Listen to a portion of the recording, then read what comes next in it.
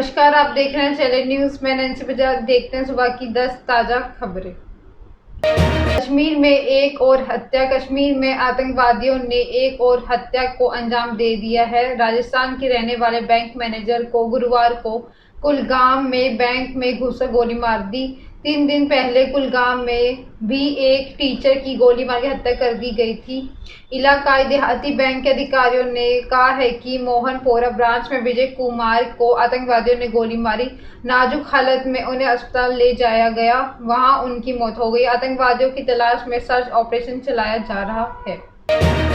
सत्येंद्र जैन की गिरफ्तारी पर केजरीवाल का पलटवार। दिल्ली के मुख्यमंत्री अरविंद केजरीवाल ने गुरुवार को केंद्र सरकार पर फिर पलटवार किया। एक प्रेस कॉन्फ्रेंस में उन्होंने आरोप लगाया है कि सत्येंद्र जैन के बाद मनीष सिसोदिया को भी झूठा केस बनाकर अरेस्ट करने वाली एक दिन पहले स्मृति ईरानी ने दिल्ली सरकार से सवाल किया था कि सत्येंद्र जैन गिरफ्तार होने के बाद मंत्री क्यों बने हैं। उधर गुरुवार को दिल्ली के स्वास्थ्य मंत्री सत्येंद्र जैन को आवंटित विभागों को डिप्टी सीएम मनीष सिसोदिया को सौंप दिया गया है। जैन मनी लॉन्ड्रिंग मामले में 9 जून तक ईडी की हिरासत में है। अरविंद ने कहा है कि उन्होंने कुछ महीने पहले बता दिया था कि सरकार सत्येंद्र जैन को फर्जी केस में गिरफ्तार करने वाली। कल उन्हीं सूत्रों में सूचना मिली है कि अगले कुछ दिनों में मनीष सिसोदिया के साथ ही यही होने वाला। सरकार ने सभी जांच एजेंसी को मनीष के खिलाफ कोई न कोई फर्जी केस बनाने कहा है।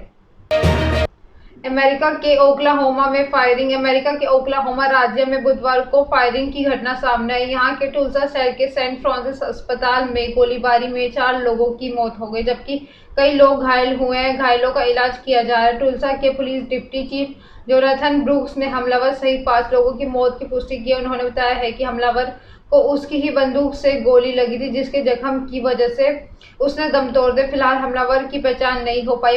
हमलावर ने फायरिंग के दौरान बंदूक और राइफल का इस्तेमाल किया। घटना के बाद सेंट फ्रांसिस अस्पताल के नताली बिल्डिंग को बंद कर दिया गया। डिप्टी चीफ ब्रूक्स ने बताया है कि फायरिंग की जानकारी मिलने के 3 मिनट के अंदर ही पुलिस मौके पर पहुंच गई। उन्होंने बिल्डिंग में गोली चलने की आवाज सुनी और दूसरी मंजिल तक पहुंची। घटना के दौरान मौजूद लोगों से पूछताछ की जा रही है। व्हाइट हाउस के अधिकारियों ने बताया है कि राष्ट्रपति जो बाइडेन को टुल्सा में हुई गोलीबारी की जानकारी दी है। घायलों की मदद के लिए स्टेट ऑफ लोकल अथॉरिटी के संपर्क किया गया है। एयरलाइंस कंपनी विस्तारा पर 10 लाख रुपए का जुर्माना। एयरलाइंस कंपनी विस्तारा 10 लाख रुपए का जुर्माना लगाया गया। कंपनी पर सेफ्टी के नियम को तोड़ने का आरोप लगाया। Directorate general of civil aviation DGCA ने बताया है कि जरूरी ट्रेनिंग के बिना ही विस्तारा एयरलाइन टेक ऑफ और लैंडिंग का क्लीयरेंस ऑफिसर को दिया करती है। दरअसल एयरक्राफ्ट पर पैसेंजर के साथ ऑनबोर्ड करने से पहले ऑफिसर के सिम्युलेटर और एयरक्राफ्ट को लैंड कराने की ट्रेनिंग दी जाती है। उसी तरह लैंडिंग से पहले ऑफिसर की तरफ से कैप्टन को सिम्युलेटर में भी ट्रेनिंग दी जाती है, लेकिन एयरक्राफ्ट के ऑफिसर पर कैप्टन को सिम्युलेटर की ट्रेनिंग के बिना ही लैंड करा दिया जाता था।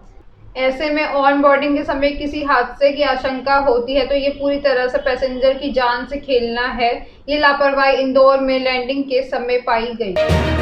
घुसपैठ के लिए मेडिकल टूरिस्ट वीजा का इस्तेमाल। बांग्लादेश के जिहादी आतंकियों ने भारत में घुसपैठ करने का नया तरीका तैयार कर लिया। असम पुलिस की गिरफ्त में आए कुछ आतंकी और मुजाहिदीनों से पूछताछ में अहम खुलासे किए गए। बताया है कि आतंकी बांग्लादेश में से असम के रास्ते भारत में घुसने के लिए मेडिकल और टूरिस्ट वीजा को हथियार बना रहे हैं। मित्र देश होने के कारण बांग्लादेश के नागरिकों के लिए ऐसा वीजा हासिल करना आसान होता है। आमतौर पर आतंकी पाकिस्तान और बांग्लादेश के सीमा से घुसपैठ कर भारत के विभिन्न सीमांत राज्यों तक पहुंचते हैं। बीते समय में जम्मू कश्मीर के अलावा पूर्वोत्तर राज्यों में भी सेना और सुरक्षा बलों की अचूक चौकसी के चलते आतंकियों के मंसूबों पर लगाम लगी है। इसी बीच निचले असम के कुछ जिलों में पुलिस ने आतंकियों की धरपकड़ कर सफलता हासिल की है। ये आतंकी बांग्लादेश से अल-कायदा से जुड़े जिहादी संगठनों के सदस्य निकले। बांग्लादेश के ज्यादातर जिहादी तत्वों को आका कुख्यात पाकिस्तानी एजेंसी IASI में बैठे हरकत उल मुजाहिदीन के पहले पकड़े गए कई कैडरों के हवाले से उनका पाकिस्तान के बांग्लादेश और फिर असम होते हुए भारत में घुसने की बातें सामने आ चुकी हैं। बिहार में होगी जातीय गणना, बिहार में जातीय गणना होगी, इसका ऐलान मुख्यमंत्री नीतीश कुमार ने किया। उन्होंने कहा है कि पहले कैबिनेट की में प्रस्ताव पारित किया जाएगा, फिर जातियों की गिनती शुरू होगी। जातीय गणना करने वाला बिहार दूसरा राज्य होगा। इससे पहले कर्नाटक में जातीय सर्वे कराया था, लेकिन उसकी रिपोर्ट अभी तक पब्लिश नहीं हुई है। बुधवार को हुई सर्वदलीय बैठक के बाद सीएम नीतीश कुमार ने कहा कि सभी दलों ने निर्णय लिया है कि बिहार में जातीय गणना, इसके लिए वित्तीय व्यवस्था भी की जानी चाहिए। जातीय गणना कराने को लेकर विज्ञापन भी दिया जाएगा, सभी दलों को जानकारी दी जाएगी। इसको लेकर अधिकारियों को लगाया जाएगा, कर्मचारियों को ट्रेनिंग दी जाएगी। सीएम ने बताया है कि हम लोग ने इसका नाम जाति आधारित जनगणना दिया है। सभी ने 9 दलों ने इस पर फैसला लिया है कि किसी तरह से कोई मतभेद नहीं हो। हम लोगों ने अपनी तरफ से केंद्र सरकार से अनुरोध किया है कि लेकिन वहां की कोई जवाब नहीं मिला, इसलिए हमने खुद से कराने का निर्णय लिया। चंबल में यूपी पुलिस की वर्दी में ड्रग्स की तस्करी, मुरैना की चिनोनी थाना पुलिस ने 2 ड्रग्स तस्कर भाइयों को पकड़ा। दोनों ने नई स्कॉर्पियो में 1.25 क्विंटल गांजा ले जा रहे थे। पुलिस को चकमा देने के लिए ड्राइवर बने तस्कर ने यूपी पुलिस की सिपाही की वर्दी पहन रखी थी।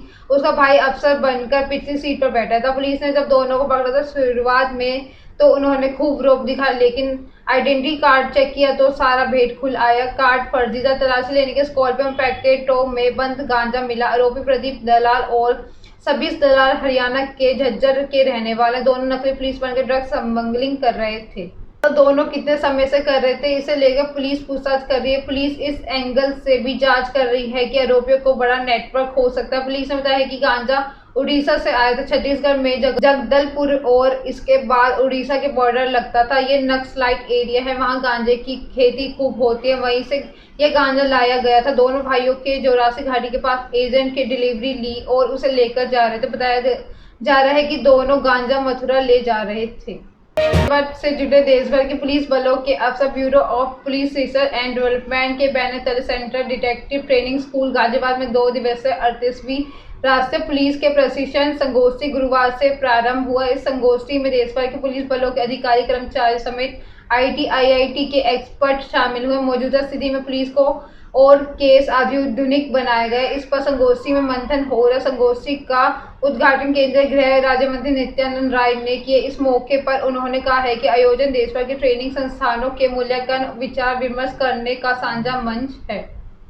आज पुलिस बलों को नए विचारों का निर्माण और सृजन करना है। उन्होंने कहा है कि आज के वक्त में आम आदमी की पुलिस में उम्मीदें कई गुना बढ़ रही है। पुराने वक्त में फिल्मी पर्दे पर पुलिस की जो खराब छवि दिखाई जाती है वह बदली है। इसलिए पुलिस बलों को खुद को दक्ष, सफल और विश्वसनीय बनाने पर हर किसी की उम्मीद पर खड़ा उतरना है, और वो बल है जो सारे त्योहार छोड़कर देश की सुरक्षा के लिए सदैव तत्पर रहते हैं। नित्यानंद राय ने दिल्ली के पुलिस स्मारक का एक बार भ्रमण करने का आह्वान सभी पुलिस बलों से किया।